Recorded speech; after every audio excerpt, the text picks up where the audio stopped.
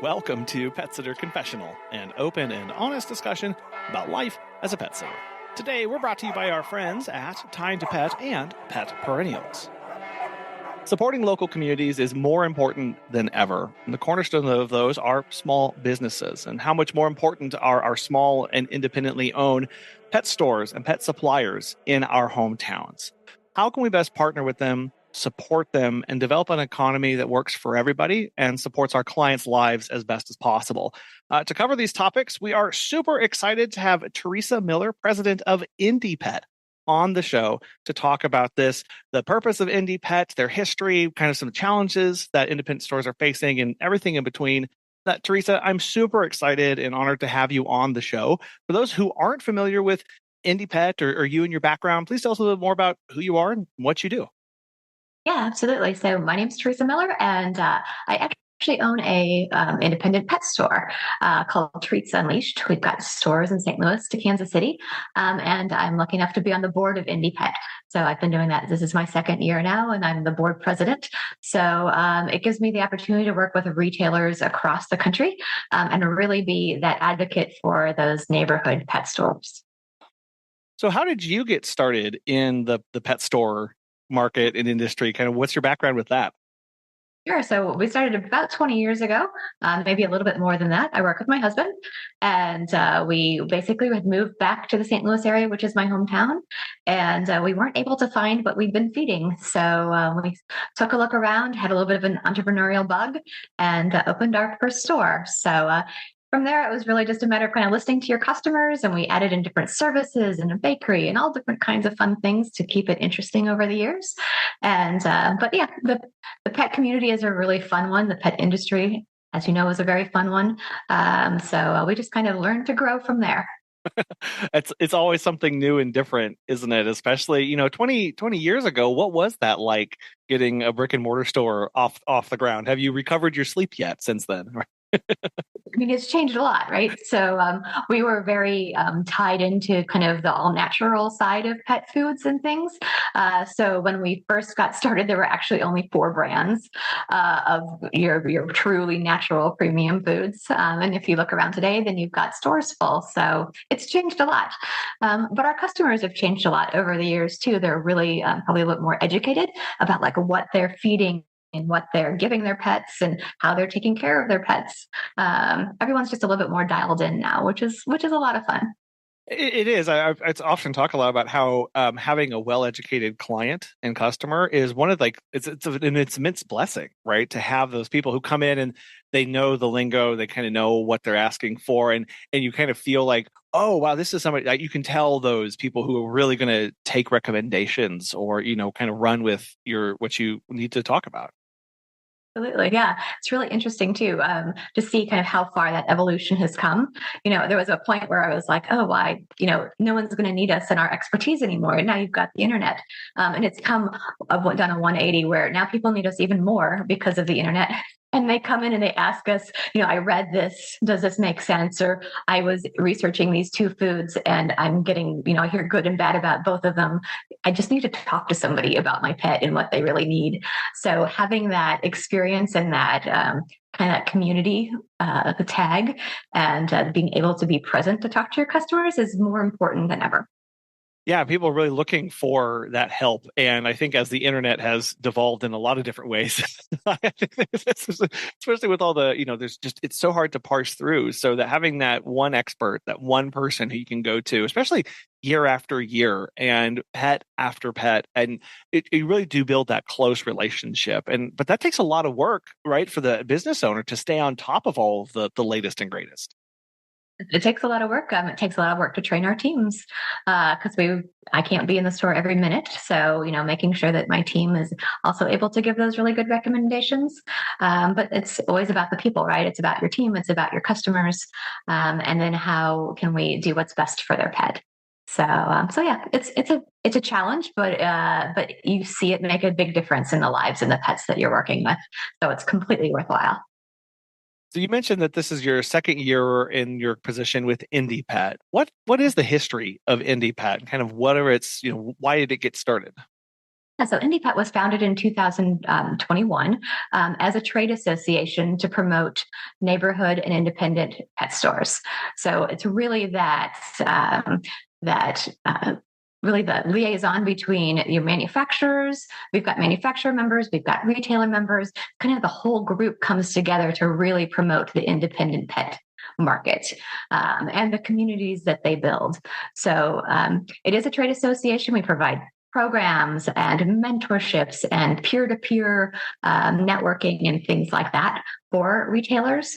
The goal is really to help independent retailers be as successful as possible because we all need each other. It's a wonderful network, the independent pet industry.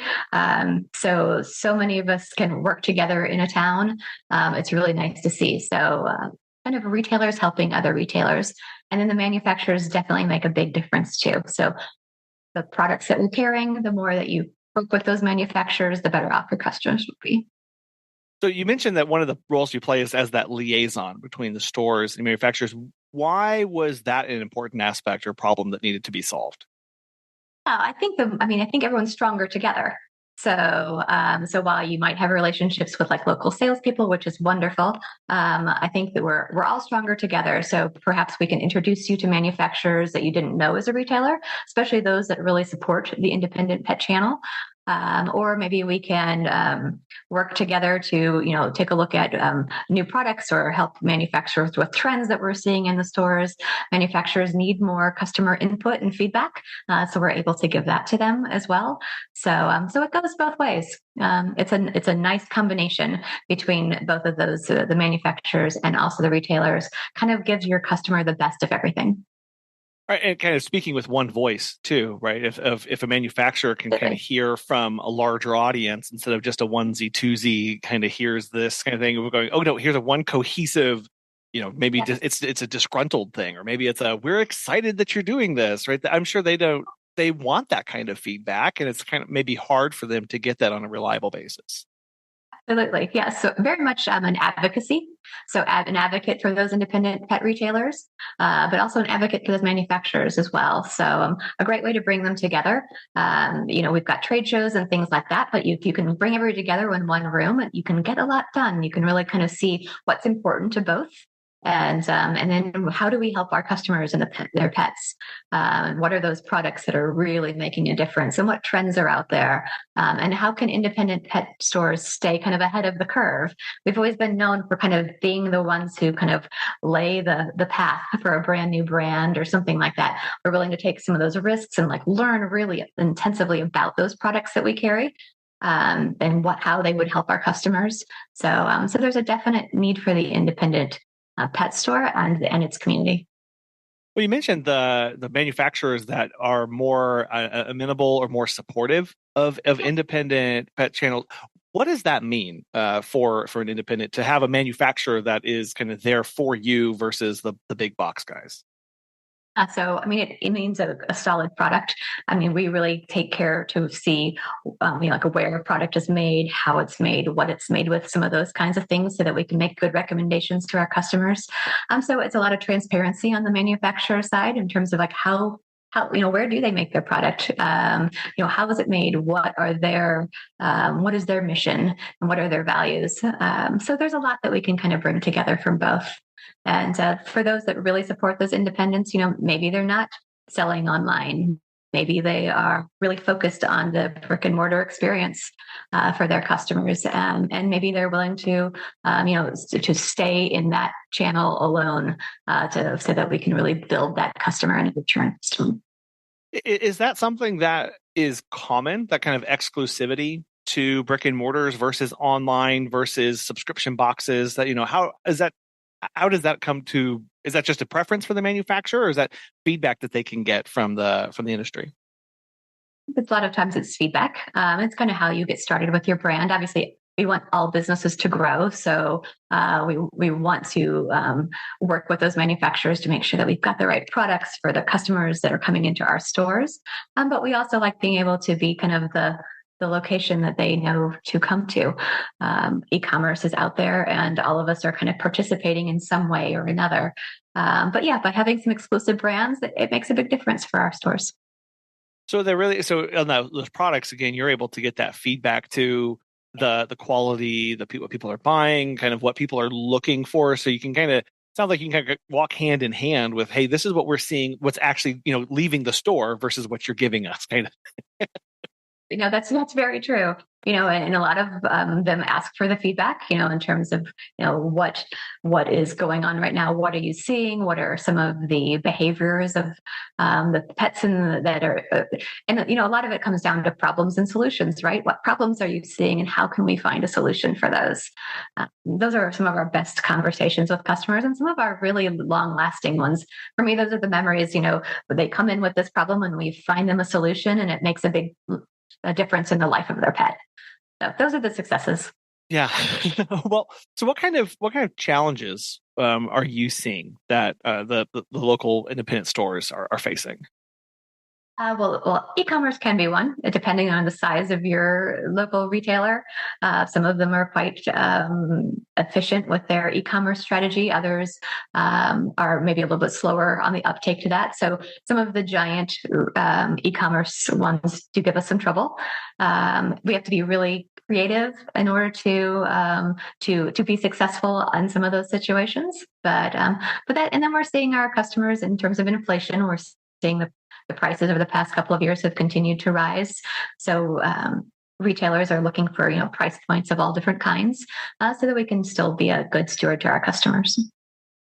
Yeah, that inflation and having something for different price points, I think, is more important than ever. I mean, we see that in the service side of the industry as well.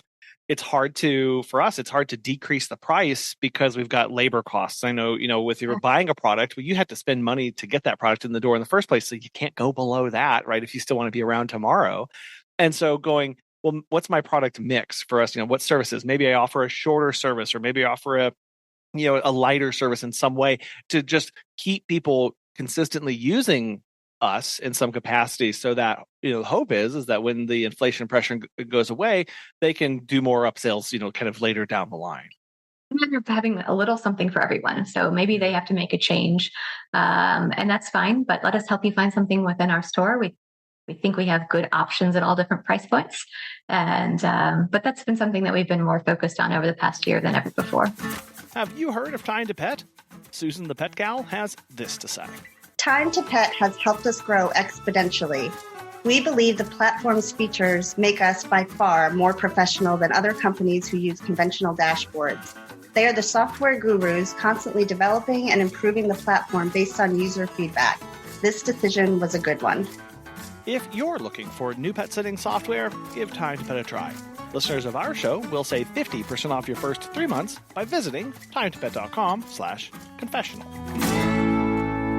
Well, and especially with that additional pressure of the e-commerce, you said you had to get really creative. Is that just with how you're talking to clients? Is that how you are? Is that the products that you're having in store? Kind of what does that look like? Yeah, it's a little bit of everything, but even just the service we provide. So now we provide a delivery service. We provide that in-store pickup service. So you have to kind of be creative with what you're offering. You talk to your customers and see what they're interested in, and you kind of bob and weave, I guess. So it's an interesting. There's always another challenge, but you can be really creative. And as a small business, you can try to be as creative as possible to still make your store experience something that customers are willing to make an extra stop for. Well, it's that experience, right? That experience is such a key factor in this, and that differentiator of. I was going and talking to some local businesses, and one of the store owners was talking about how they were saying, well, PetSmart, these big box stores, they're right down the road. But when we have a customer come in, they've had those little 1-foot square tiles on the floor. And I remember she said they don't get within 5 feet before somebody's supposed to go over and talk to them and see how they can help them. And it's that customer service aspect of that face-to-face connection that really helps differentiate a lot of those things. Absolutely. Yeah. It's those relationships you build, right? So you build that relationship with your customer. They're able to ask questions. They're able to let you know what they're looking for. And that's part's really important. But yes, the service probably above all else. Walking into a store that you enjoy, being recognized, when you come in, your pet being recognized. Sometimes we find knowing the person's pet's name is even more important than knowing their name. So if we can keep all of those things straight, we're doing really good. As a dog walker and pet sitter, let me tell you, I don't know any of my clients' names. I only know them. Oh, there's Baxter's mom. Oh, there's. So I totally get it. That's a lot of fun. Yes. And you remember those because you spend so much time with their pets. Like, so we have grooming services. So we're very fortunate they're able to come in and spend a couple hours with us. So we get to know their pets really well. Part of that experience too is the layout of the store and how things are displayed. How has that changed in recent years for how you're surfacing those products to people? Absolutely. So again, you have to be creative, right? So you get things out in front of people. Just about everybody does it differently in terms of, and that to me is one of the coolest parts of independent pet, is that truly everyone does it differently. The assortments are a little bit different. The layouts are a little bit different. The sizes are different. You can have a 1,000 square foot store, or you can have a 6,000 square foot store. So you can do it all differently. And it's based on what you like as an owner. It's based on what your customers are asking for. But yeah, we tend to really rotate our products through. So there's always something new and exciting for you to find when you come in, as opposed to seeing like the same assortment of toys all the time. There's always something new, and there's always something fun to see when you walk through. Yeah, it's amazing how just moving a product like 8 inches to the left or right, it's like, oh, I've never we'll go and we'll buy these bones for our dog because she goes through them quite a bit, and it's like they do this weird rotation, and now I know it's kind of all the same stuff, but they're just mixing up the order and in a new, fresh way. And I'm like, "What? How long have you had this?" And they're like, "Well, that's been actually our longest in stock product we've ever had, but it's fine." I'm like, "Oh, anyway." Toys, you can move the treats, but don't move the food, because people know where their food is, or they know that they buy the red bag and it sits over here. So that's a lot of fun too. We're always talking about what you can move and what you can't move, and then we only have a limited amount of space, right, in our stores. So, what do you carry and what new things do you bring in? But then in order to bring in that new thing, what thing has to go? So yeah, it's a bit of a puzzle. How do you make that decision of keeping the, of the tried and true stuff versus mixing in some new things every now and then without hurting the bottom line or turning people away too much? You have to determine what your staples are. So, you've got a set of really core items that you're going to be selling. And those don't change very often. A lot of times that's food or such. And then you've got maybe some core toys that you always carry. But for us, it's collars are trading out.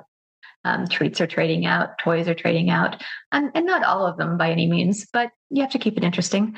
And there's so much innovation in the pet industry.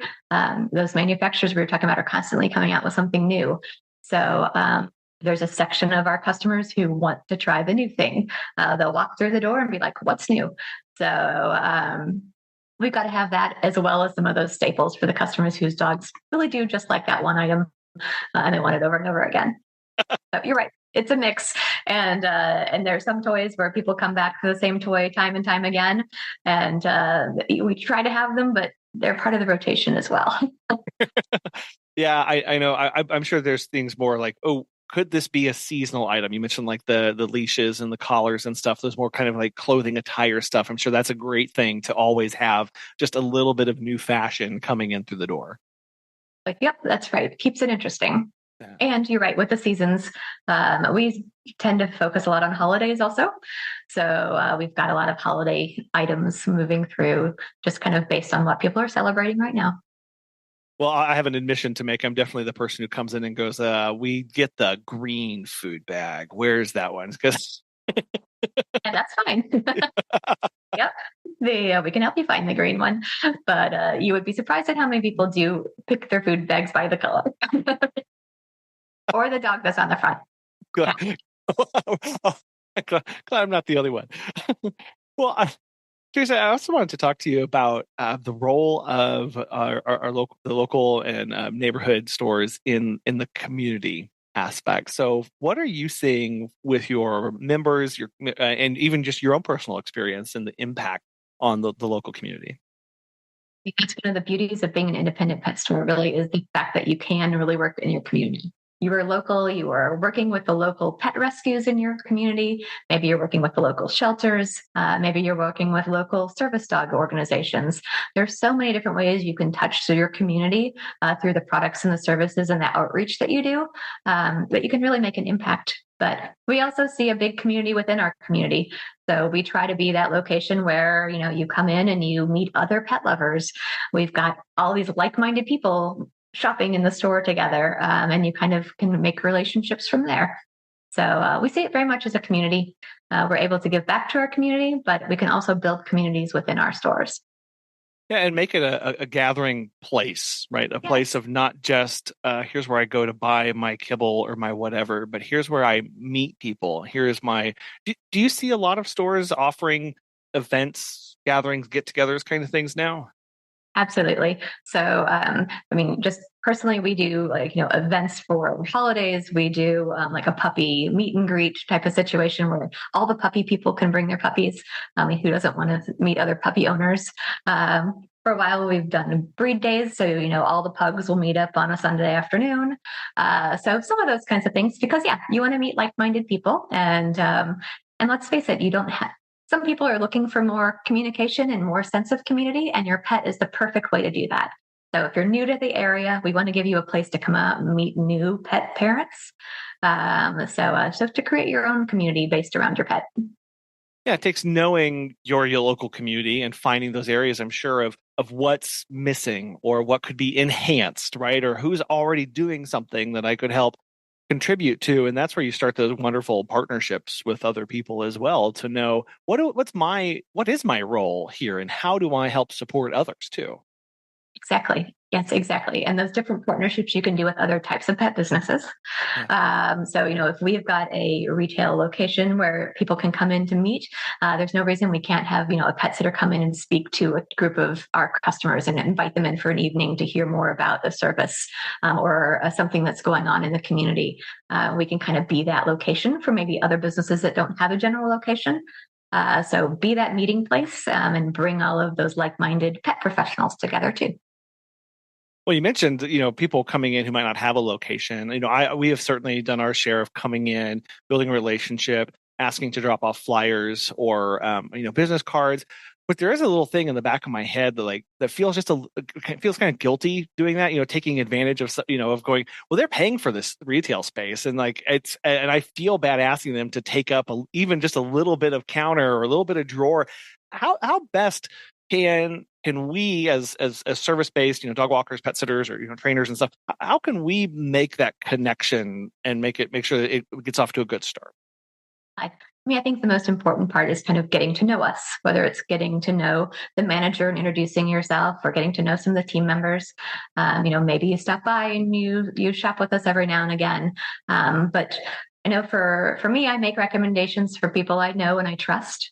So get to know me, introduce yourself, and that makes those recommendations much easier. I'm not as good as recommending someone I don't know. So build those relationships, and they definitely work for both. It goes both ways. Yeah, you don't have to say on air, but I was curious how many cards go immediately in the trash for some people when they drop them off. Always better to have a relationship, or at least introduce yourself so that we have an idea of who this would be, because we're putting ourselves out there in terms of recommending somebody. So we want to know who we're recommending and have a level of trust. As pet sitters, we're there for the joyful moments and the heartbreaking ones too. When a client loses a pet, finding the right gift can be hard. That's where Pet Perennials comes in. They make it easy to send thoughtful sympathy and milestone gifts with a handwritten card, gift wrap, and shipping fees included in the US and Canada. You choose the gift, they handle the rest. Sign up today for a free Gift Perks business account and get discounted pricing with no fees, minimums, or obligations. Learn more at petperennials.com or check out the link in the show notes. And I think that's an aspect that we don't appreciate as much as we should. Of when anytime we get a recommendation or ask for a recommendation, it's putting that other person's reputation on the line, right? If that's a bad experience, that's a reflection on that person who gave the recommendation, and it's not something to just be given out flippantly because I showed up one time and I gave them some cards, right? Like now they'll recommend me all the time. It's way more than that. And we can kind of cheapen it to just, we'll just have my cards on file. But it really is, we need to work on that relationship with people.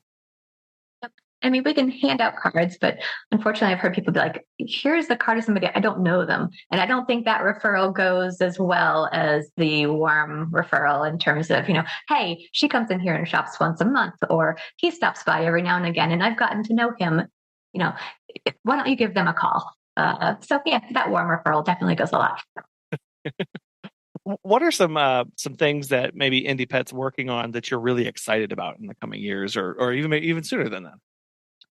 So we've got all different types of programs for independent retailers, whether it be like mentorships or resources or things like that. We've got a program called Indie Cares coming out for those folks who might see them way through a disaster of some kind, like we've seen recently with the fires and the hurricanes and such, to kind of help each other through those types of things.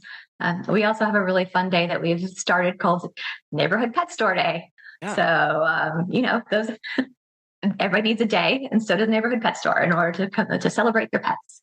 So the last Saturday of the month this year is September 27th is Neighborhood Pet Store Day, and retailers across the country usually do something really fun. We've got specials, we've got different promotions. And like I mentioned, all of us are very different in how we run our businesses, and that's kind of part of the charm of it. So everybody does something a little bit different on Neighborhood Pet Store Day, but we really try to put it out there and get people to go in and visit their retailers. How can best people support that day, and support those businesses doing that? Yeah, absolutely. So we've got a website, Neighborhood Pet Store Day. So that would be something. So you can do that. You can recommend that to, your customers or anything. But yeah, that last Saturday of September is the big day. And we do lots of promotions for it. We provide programs and tools and resources to our retailers to promote it. The manufacturers promote it because, of course, you'll be able to find their products there, and all kinds of fun things. Okay.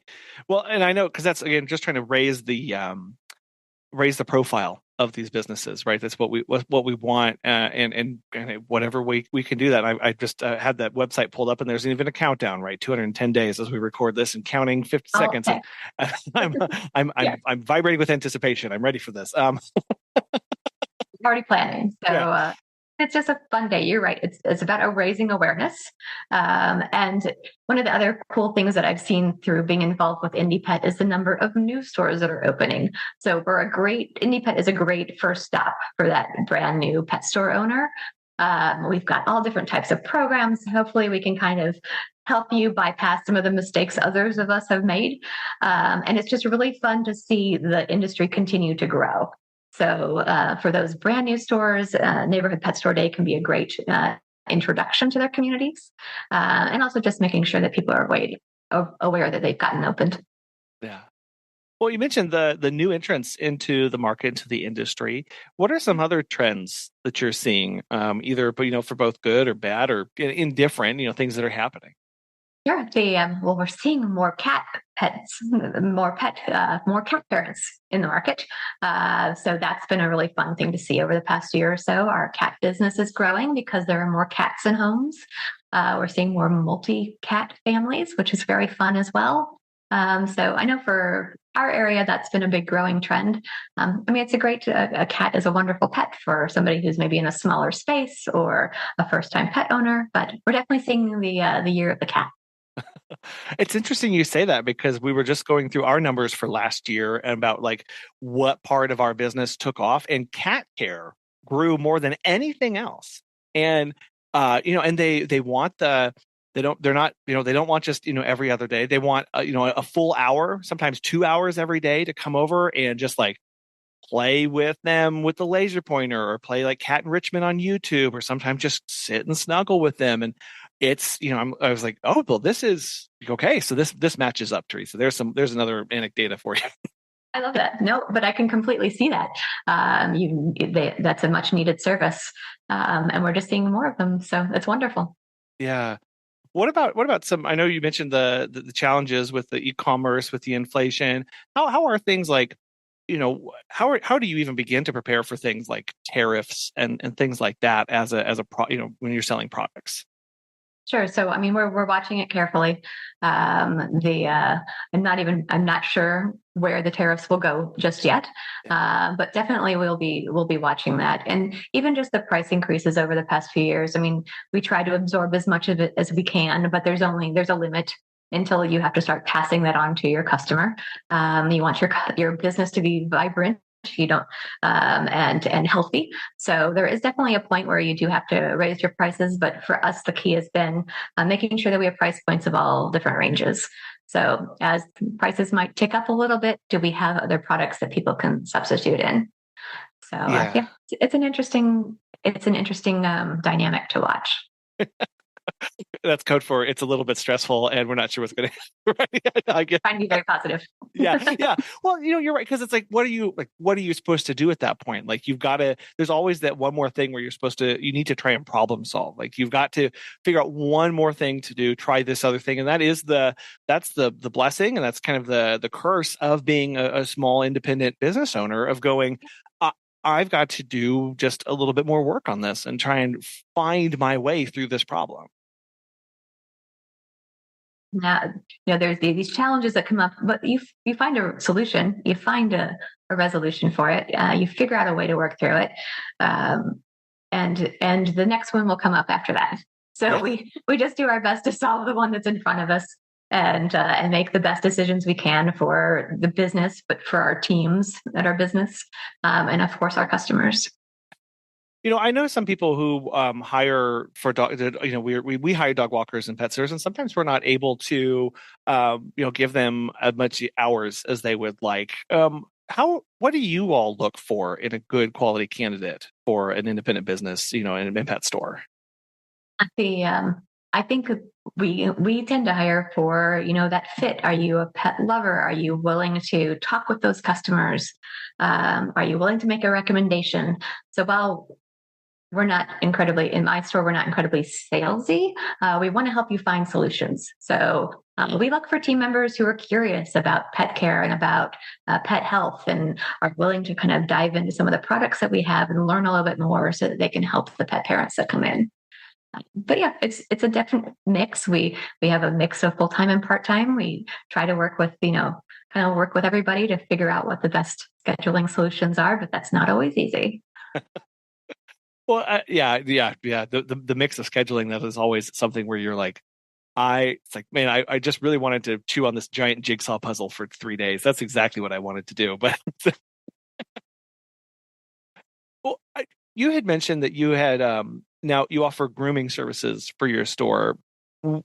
Did you always offer that, or when did that start becoming into the mix of an option that you wanted to start providing? Good question. So we started after we've been in business for probably 6 or 7 years. So we had been in business for quite a while before we added it. And now we've been doing it for a while. So there's a mix. But why did we get started? We got started because our customers just kept asking us, who could we go to for grooming? Who can we go to for grooming? And once again, I had met groomers, and I had met some wonderful groomers, but I kept passing out the same 3 names until they were finally like, stop it. No more referrals. We're full. And we started talking about, if we provided our own grooming services, what would that look like? How would we want to have our pets treated and handled? So we looked at the market, did a little bit of study, and then we got started with that in our stores. It was something we did slowly, but it's a great service for those customers who, and we see them, every 4 to 6 weeks, that type of thing. So it's been a fun addition for us. It's definitely a part of our culture now, and it's definitely a part of our stores that I can't imagine us being without, because those groomers add so much in terms of expertise and in terms of pet care knowledge, and really just overall handling and love of the pets that come in. again, trying to be, it turns into this kind of more and more of like a one-stop shop solution for that pet owner of where they can get their needs, where they can get advice. I know I see a lot of stores that are offering those pet wash stations, and I've always been curious about that because I'm sure that there's a trade-off there of, well, this is square footage that could have gone to having more product, but now we're going to carve out a huge chunk, or maybe just whatever, to put in a wash station. And I'm sure that's a risk, because that's not products that's on the shelves. It's now just a space that sits empty for a long time sometimes. You're right, and it's a conversation we have a lot. Whether it's generating enough to earn its keep, that type of thing. But we do find that that's a different type of customer. So you've got the one who maybe needs the full grooming service, but you've got an awful lot of them too who maybe have a lab who just goes to the dog park all the time and gets dirty. So, or they are big enough dogs where it's not something you can wash in the tub, or maybe they're hairy enough that that's just not something you want to do in your own bathroom. So there's a definite customer out there who's looking for that self-wash option. And we try to be a one-stop shop. So it's a great service to offer. So once you kind of have it built and in there, it really does kind of run itself. And it's nice. It's a good option for people.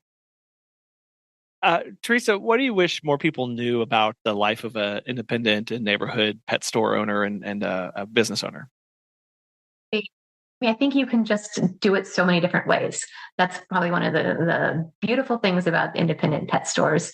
You can offer selections that you feel are necessary. So no two are ever alike. Let's put it that way. So there's flavor in all different kinds of them. But it also allows you as the owner to kind of put your own personal stamp on it.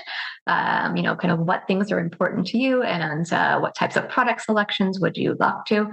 A lot of that is governed by your customers, you listening really well to your customers, asking lots of questions. But yeah, there's a lot that can be done in the independent pet store in terms of helping community. I think you'll find a lot of the business owners are really there to kind of give back as well. It's certainly a business, but it's also one where we feel like we're making an impact. And we're making a difference in the community, whether it be with what we're doing in the store or how we're working with the community or the other pet professionals in our community. You can definitely make a difference. Well, Teresa, I really want to thank you for coming on the show today and shining some light on this part of the industry, the challenges that you all are facing, and how we can partner with and help each other succeed through building that community. If listeners want to learn more about IndiePet, find a retailer that's associated with them, or maybe get some information to recommend to a local store that's not connected with you all yet, how can people do that? Absolutely. So IndiePet's website is indiepet.org. It's INDIE pet.org. That's probably the perfect place to go. We've got resources there. We've got a way to join up. For retailers, it's $50 a store to year, so it's not a big ask. And we think we provide all kinds of resources that you'll find are really helpful. Again, it's a matter of making and building that community of independent pet store retailers and pet professionals to really to keep the whole industry healthy, because your local pet store makes a difference, and we want them to be healthy and be able to help those pets.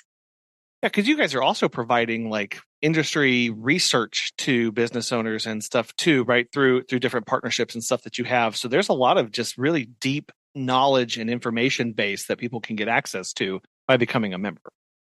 Absolutely. Some of the programs include you're right, really good data to kind of take a look at the industry so you can kind of see how you're doing, maybe compared to some of your peers. I know as a business owner, you never quite know whether you're doing well or not doing well, or how does this work out, or, could I be doing much better? I don't even know. So it kind of gives you some of those peer-to-peer relationships where you can kind of build those networks, the data from some of the professionals like a spin. So those types of programs give you more product data, maybe a little bit more access to mentors that have done some of this for a long time. But yeah, it's a great organization, again, trade association that's really there to support those pet store owners. So yeah, all kinds of good resources and a group behind it that really cares. Awesome. Well, Teresa, I'll have all those links in the show notes so people can get connected with that and start sharing those out with their local businesses if they're not already a member. No, I'm so thankful for you coming on the show today and taking time out of your busy schedule to share with us and share with the audience about everything going on. I really appreciate your time, Teresa. Thank you so much. Thanks for asking. I appreciate it. Neighborhood pet stores are more than just retailers. They're gathering places where pet owners connect, learn, and support one another. What a wonderful way to view a business as being integrated into their community.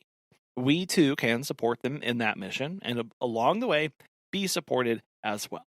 In today's fast-paced world, everything is always moving and chugging along, and it's so easy to feel disconnected. We recognize that as business owners, as pet sitters and dog walkers. It's also true for our clients. So when we can help them get connected to a broader, supportive community of other like-minded pet owners, they're going to live an amazing life with their pet. Now, that might not generate us revenue, but what we are more interested in is making sure people are living amazing lives. And that is something we can do and partner with our local pet stores and our local community places to learn, gather, and grow together. We want to thank today's sponsors, Time to Pet and Pet Perennials, for making this show possible. And we really want to thank you so much for listening. We hope you have a wonderful rest of your week, and we'll be back again soon.